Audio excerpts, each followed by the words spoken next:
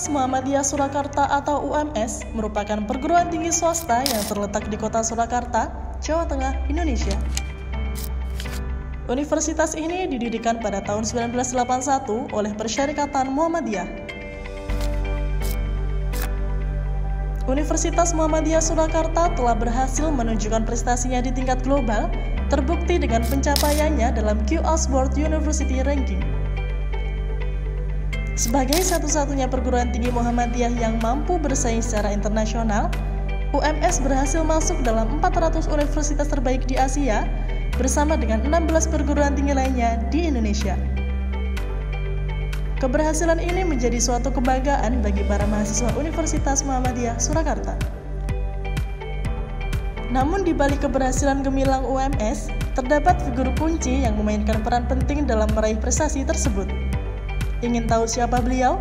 Mari kita simak dan saksikan di podcast Riwedaren Top of the Year 2023. Assalamualaikum warahmatullahi wabarakatuh. Kebetulan saya punya latar belakang S3-nya itu di manajemen pendidikan. Tetapi memang sebelum saya mendapat gelar doktor dan guru besar di bidang manajemen pendidikan, kebetulan saya memang sejak awal mulai masuk di UMS ya, sampai dengan sekarang itu selalu menjabat ya. Dan dunia pendidikan itu dunia yang betul-betul melekat dalam sanubari ya, tidak hanya sekedar punya sense yang tinggi untuk di bidang pendidikan, tapi secara realitas memang saya punya passion dan sekaligus banyak hal yang saya lakukan dalam rangka untuk meningkatkan pendidikan di negara kita ini. Maka kunci pengembangan satu pendidikan itu adalah di manajemennya ya. Saya itu sudah lama itu nulis buku, juga ada beberapa yang sampai sekarang dipakai oleh mahasiswa maupun dipakai oleh para tokoh pendidikan terkait dengan manajemen pendidikan. Itu salah satu kunci berhasilnya dunia pendidikan ya. Maka ada tahapan-tahapan yang memang harus dipenuhi oleh seorang yang punya komitmen terhadap pendidikan. Yang pertama tentu tadi punya passion ya. Kemudian yang kedua itu harus terjun atau harus memiliki pengalaman langsung dalam mengelola sebuah pendidikan. Nah, tentu mengelola sebuah pendidikan itu baik di semua level itu sebetulnya, level pendidikan dasar sampai pendidikan tinggi, itu harus juga dibekali pengalaman secara teoritis ya. Jadi antara konseptual dengan harapan realitas itu harus ada sinergis itu ya. Maka tentu dari teori yang kita punya, yang kita baca, karena banyak teori ya, kemudian kita implementasikan di dalam pengalaman mengelola langsung, itulah berkembang ya, sehingga muncul ide-ide baru, muncul kreativitas baru. Karena mengelola sebuah pendidikan itu sebuah seni ya. Maka seni itu bisa melakukan diaspora ya, berkembang itu ketika ada punya pengalaman langsung ya.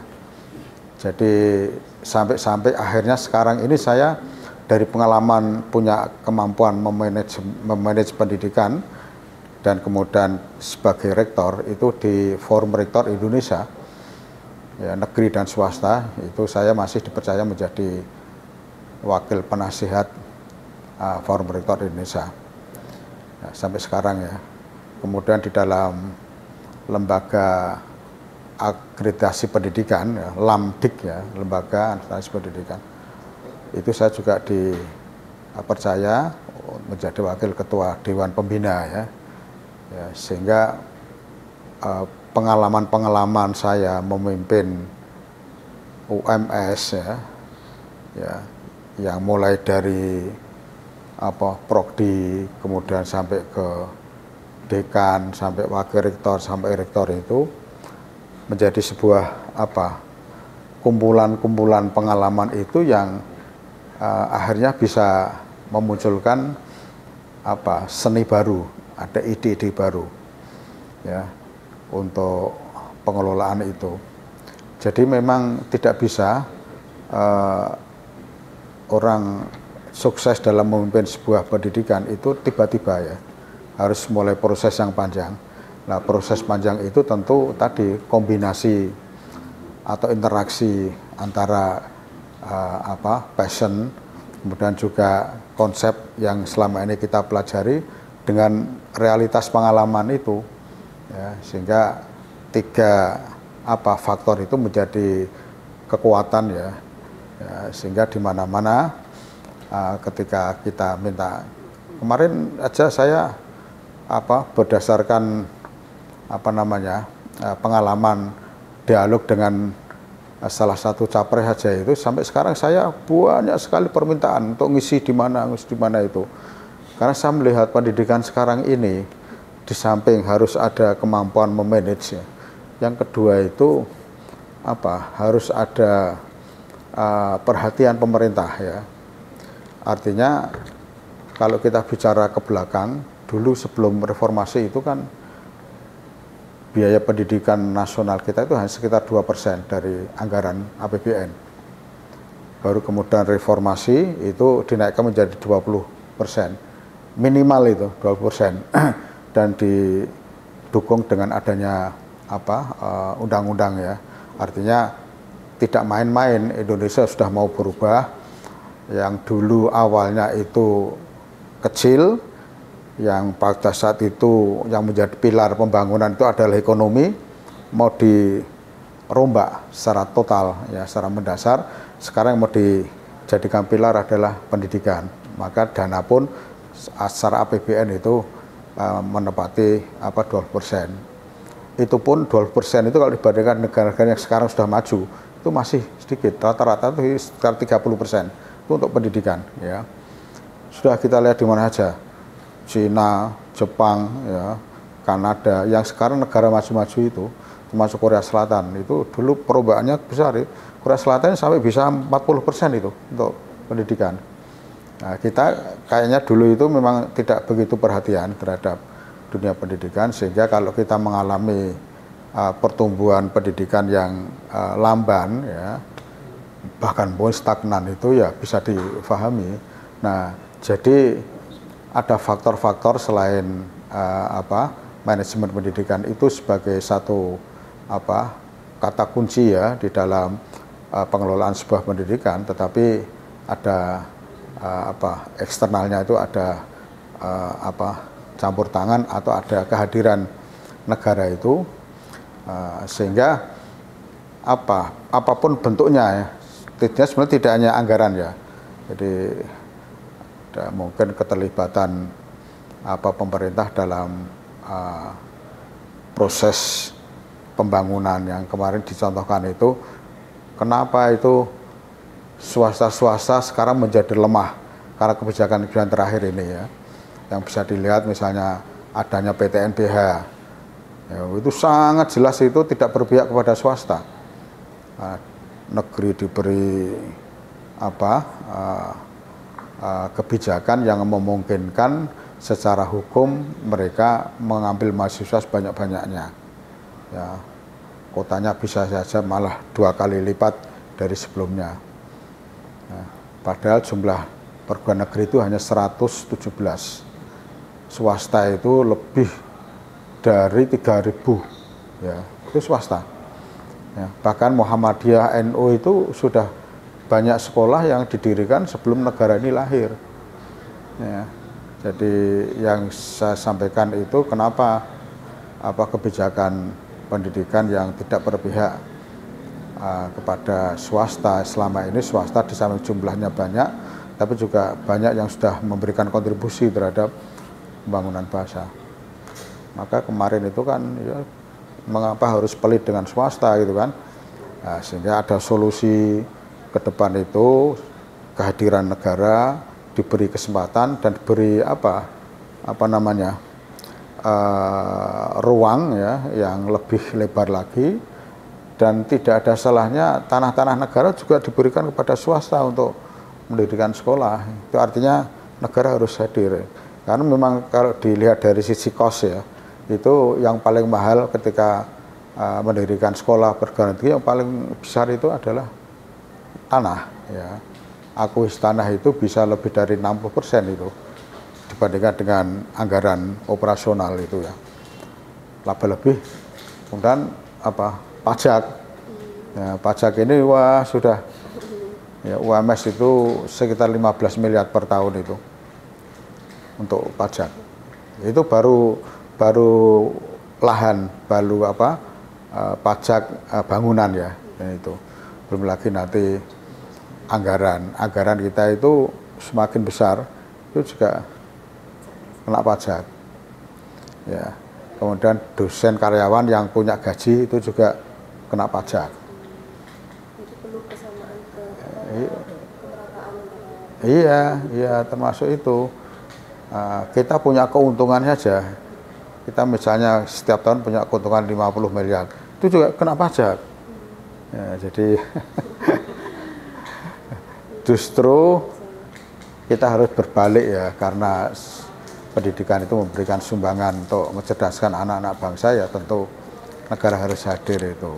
Mau kita dibebaskan pajak ya sudah luar biasa itu ya gitu.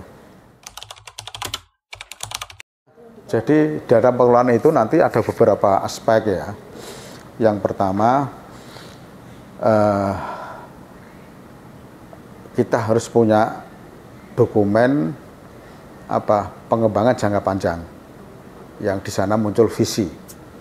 Jadi UMS itu mau diarahkan kemana itu sudah muncul di dokumen itu. Ya. Kemudian kita misalnya seperti UMS setelah saya pimpin ini, UMS akan menjadi world class misalnya pada tahun 2029 nanti yang akan datang. Maka tentu dari perencanaan dokumen jangka panjang kita breakdown menjadi rencana dokumen jangka menengah ya, yang sering kita lihat rencana strategis itu. Biasanya 5 tahunan ya, 5 tahunan atau 4 tahunan sesuai dengan periode rektor itu. Nah, itu juga bisa di breakdown tahunan ya rencana tahunan. Nah, disitulah nanti kita akan melihat ya sasaran target ya yang kita kehendaki setiap tahun UMS seperti apa itu muncul di situ. Nah, kemudian setelah itu kita sosialisasikan kepada seluruh pimpinan. Ini loh, saya punya visi seperti ini. Kemudian sudah didokumentasi menjadi sebuah rencana strategis. Nah, jadi Bapak Ibu yang menjadi pimpinan, mulai dari sekretaris prodi atau bahkan kepala lab sampai rektor itu harus punya komitmen yang utuh, komprehensif, ya. Nah, sehingga masing-masing punya tugas. Jadi di sana nanti kalau targetnya prodi A harus dapat unggul, nah itu kan berarti ini ada sinergis antara kerja yang dilakukan oleh sekretaris prodi, kaprodi, dekan, wakil rektor yang membidangi akademik sampai ke rektor. Itu harus satu bahasa. Ya. Maka awal pertama kali saya masuk ini kan saya membudayakan budaya mutu. Ya, budaya mutu. Dulu Mbak, saya sebelum jadi rektor itu masih banyak kelompok-kelompok kumpul-kumpul itu ngerasan. Ya, tidak kumpul-kumpul tapi membicarakan kegiatan-kegiatan akademik ya, rasa-rasaan. Wah, itu saya paling tidak suka itu. Maka kita lestarikan budaya kumpul-kumpul ya, diskusi kecil, tapi substansinya harus kita rubah. Ya. Objeknya kita rubah, subjeknya juga kita rubah menjadi sebuah diskusi tentang pengembangan prodi masing-masing. Sekarang sudah bagus di sini, sudah menjadi kultur sekarang. Nah, kemudian setelah divisualisasi, kemudian masing-masing pimpinan itu punya semacam komitmen yang ditandatangani, fakta integritas. Ya. Jadi semua pimpinan di bawah saya punya fakta integritas. Nah, sehingga satu komponen dengan komponen lain dalam satu sistem UMS ini, ya, itu semua komponen berjalan sesuai dengan fungsinya masing-masing. Dan saya kontrol setiap semester sekali minimal. Saya datang ke prodi, datang ke fakultas, ya, untuk melihat komponen-komponen ini masih berjalan sesuai dengan tujuannya atau enggak. Kalau ada yang macet, ya saya sentuh. Ya, saya sentuh. Jadi misalnya kami sudah sediakan dana yang cukup untuk pendidikan S3. Jadi saya pengen semua dosen nanti harus minimal S3. Ya, kami sudah sediakan, tapi tidak pernah habis. Tidak pernah habis. Nah, ini di mana komponen lemahnya? Ternyata ada beberapa. Yang pertama itu di tingkat prodi itu tidak ada tidak ada perencanaan yang matang. Tiap-tiap tahun itu berapa dosen yang diharapkan bisa kuliah S3 negeri maupun dalam maupun luar negeri, kemudian ada berapa yang kembali, ya. Jadi ini harus betul-betul malah. Ternyata prodi-prodi tidak sampai ke situ. Pokoknya yang sekolah ya monggo, yang tidak monggo. Jadi, lah ini ya itu baru kita sentuh. Prodinya kita ajak untuk melakukan pelatihan, perencanaan, pengembangan prodi, itu kan. Terus sampai sudah jalan, terus kemudian ternyata ada yang macet lagi. Ternyata kriteria terkait dengan usia untuk pendidikan S3 dulu zaman sebelum saya itu maksimal 45. Kalau lebih dari 45, UMS tidak mau membiayai. Nah, sekarang ternyata itu, maka sekarang saya rubah maksimal 62 tahun. Ya, 3 tahun lagi pensiun, Bu. Saya masih berani untuk menyekolahkan karena apa? Harapan saya, tapi harus 3 tahun lulus. Nah, bagaimana supaya 3 tahun lulus? Saya mendirikan S3 di sini sekarang banyak. Sekolah di dalam. Nah, terus promotornya kita carikan, kita kasih tahu dulu, jangan sampai menyulitkan mahasiswa. Gitu. Kemarin sudah ada 2-3, hampir 3 ini yang kuliah di S3 di dalam, ya. Itu kemarin sama Pak Budi, Bu Tarni, ya, Bu Tarni, Bu Endang, ya, itu sudah ujian terbuka. Itu belum 3 tahun malah, belum 3 tahun sudah lulus semua. Nah, jadi itu kita sentuh komponen-komponen yang harapan saya 62 tahun, tapi 3 tahun harus lulus. Tanda tangan di depan saya. Orang yang mau cuma saya, Bu. Ya. Akhirnya mereka punya komitmen, punya motivasi yang kuat, 3 tahun. Nah, usia pensiun 65 tahun itu ketika sudah pensiun, kalau belum guru besar, kalau guru besar jadi 70, gitu. Tapi guru besar tetap menjadi dosen emeritus. Ya, 5 tahun lagi. Tapi kalau hanya S2 pensiun sudah saya tidak berani jadi emeritus, meskipun itu orang dekat dengan saya, ya. Karena apa? Karena sejatinya dosen itu harus S3, bukan S2.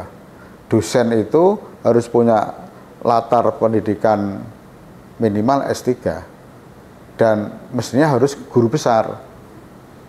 Kalau tidak guru besar sama dengan guru yang ada di pendidikan dasar menengah, ya. Jadi bedanya itu. Nah, ini semua akhirnya termasuk guru besar saya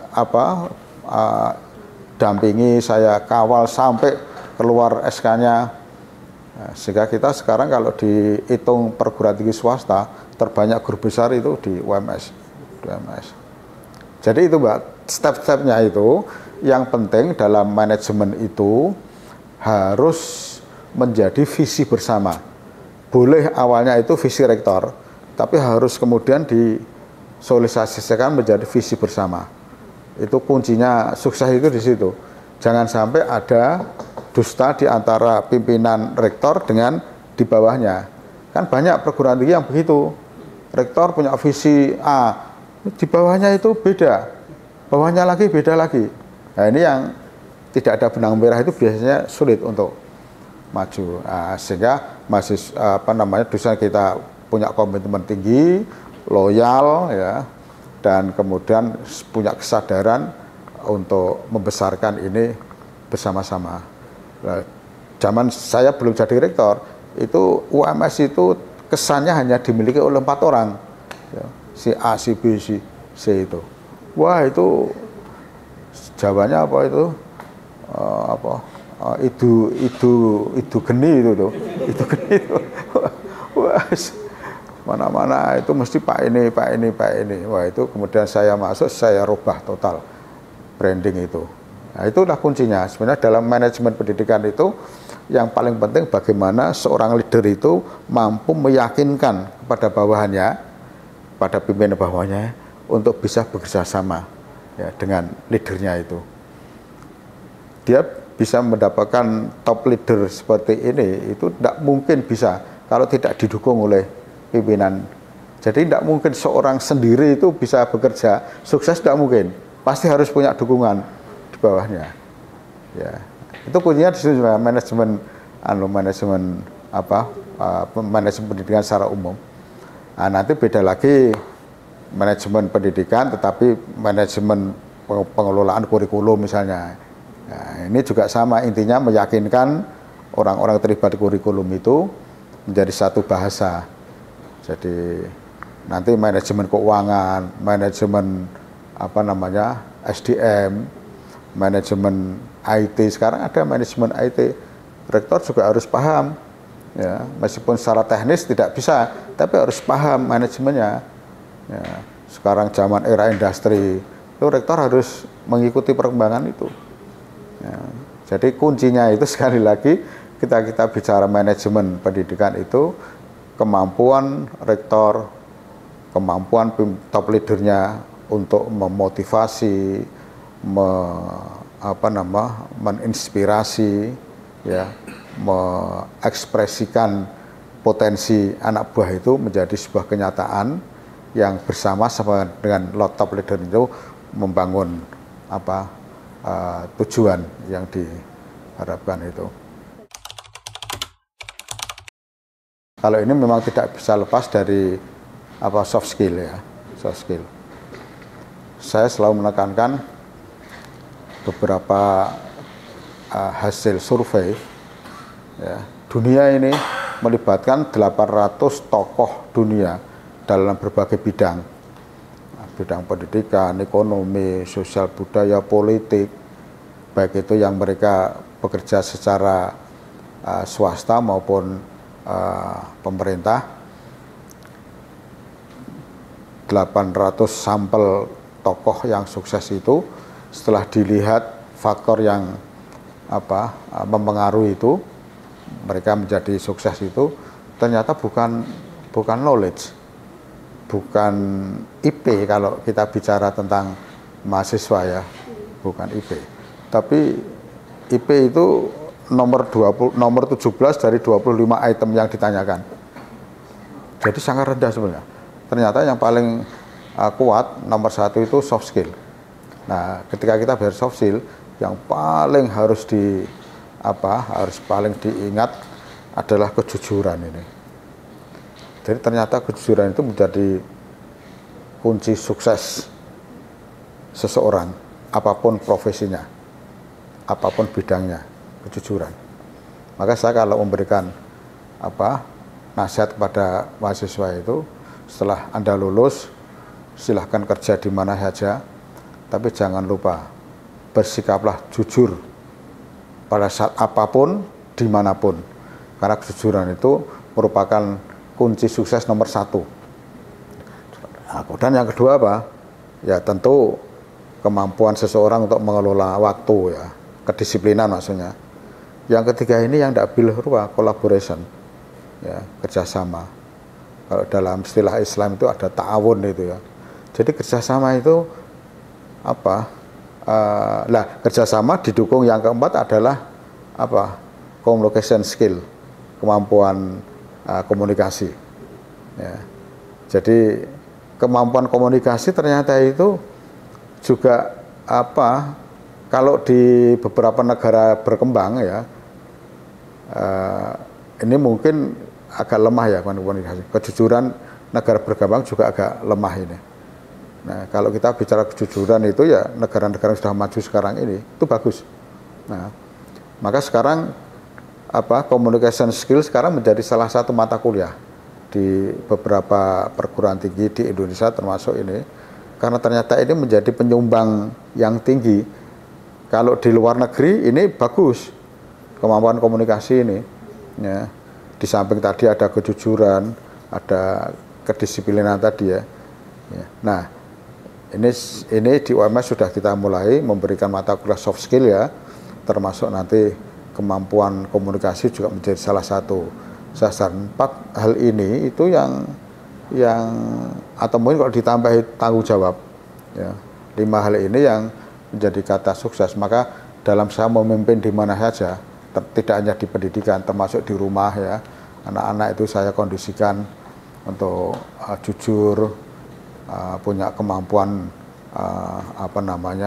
komunikasi yang baik ya, dan lain sebagainya tadi yang itu menjadi bekal. Dan alhamdulillah anak-anak sekarang itu ya sudah mulai ada prestasi, ada kinerja ya di tempat kerja masing-masing itu.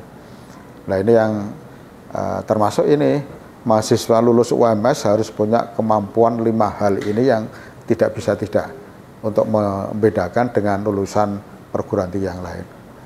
Ini sudah masuk tahun ke-6, ke-7 ini. Ya, yang 7 ini kita ada mata kuliah khusus tentang soft skill ini.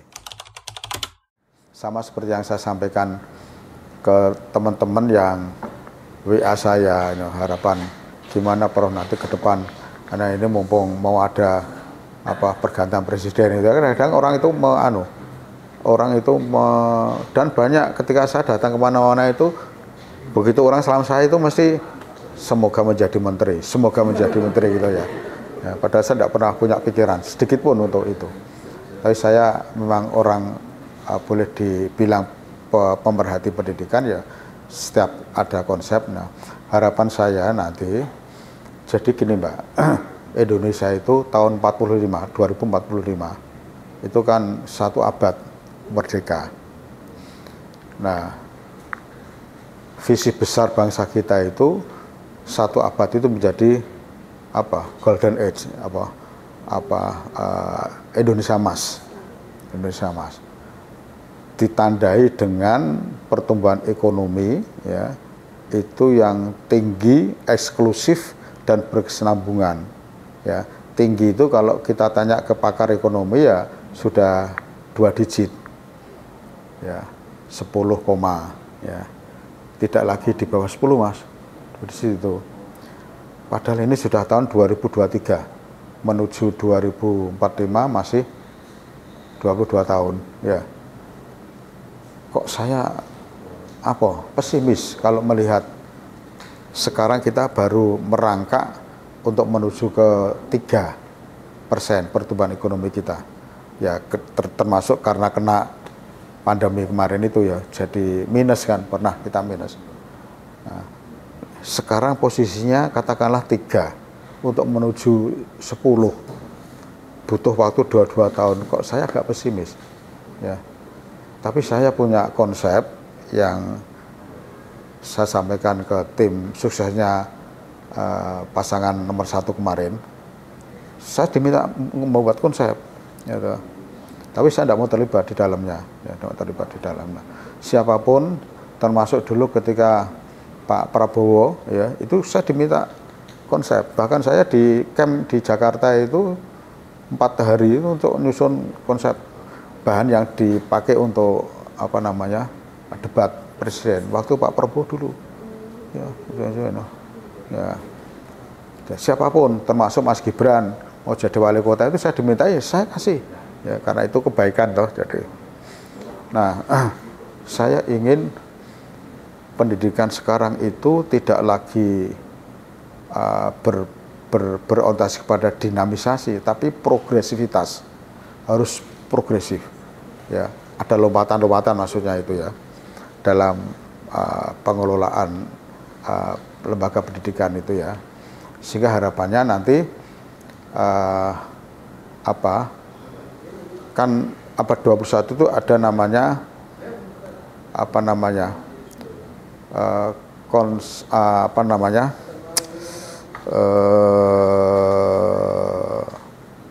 konsep pengembangan SDM abad 2001 ya, konsep pengembangan SDM abad 1. Nah, itu banyak termasuk lulusan atau output pendidikan itu harus memiliki kemampuan inovasi, kreativitas, kemudian yang tidak bisa ditinggalkan adalah kemampuan IT. Ya, IT itu ternyata sekarang menjadi subjek yang harus lebih dalam lagi ya, tidak hanya dikenalkan tapi siswa itu terlibat langsung dalam kehidupan IT ya, dalam kehidupan IT, implementasi IT itu. Nah, sehingga ke depan itu memang harus banyak sekolah-sekolah vokasi ya. Ke depan itu harus dibikin kurikulum yang lebih banyak memberikan ruang magang ya. Jadi tidak teori itu cukup 30%. Ini kalau saya bicara lebih teknis ya, teknis. Sehingga nanti lulusan-lulusan mahasiswa itu punya SDM yang unggul yang bisa digunakan sebagai katalisator untuk menumbuhkan ekonomi sampai 2045 itu menjadi tinggi tadi. Karena kalau itu sudah kita capai, kita menjadi salah satu dari 8 negara terkuat di dunia. Itu visi bangsa kita itu, ya, bangsa kita. Nah, jadi nanti itu yang saya sumbangkan ya kepada bangsa nanti melalui konsep-konsep yang saya susun, yang tentunya saya terbuka untuk tiga calon capres itu ya, karena ini kan menyangkut pengembangan pendidikan secara umum. Saya tidak berpikir tentang menteri dan pokoknya saya punya andil ya untuk membangun bangsa ini, karena kalau tidak melalui SDM yang unggul untuk menuju golden age ya, Indonesia emas itu sulit. Yang menjadi pilar ketika kita bicara SDM siapa? Pendidikan, gitu ya. Nah, pendidikan siapa? Ya ada dosen, ada guru, gitu ya. Ya, termasuk pimpinan yang baik tadi, top leader tadi.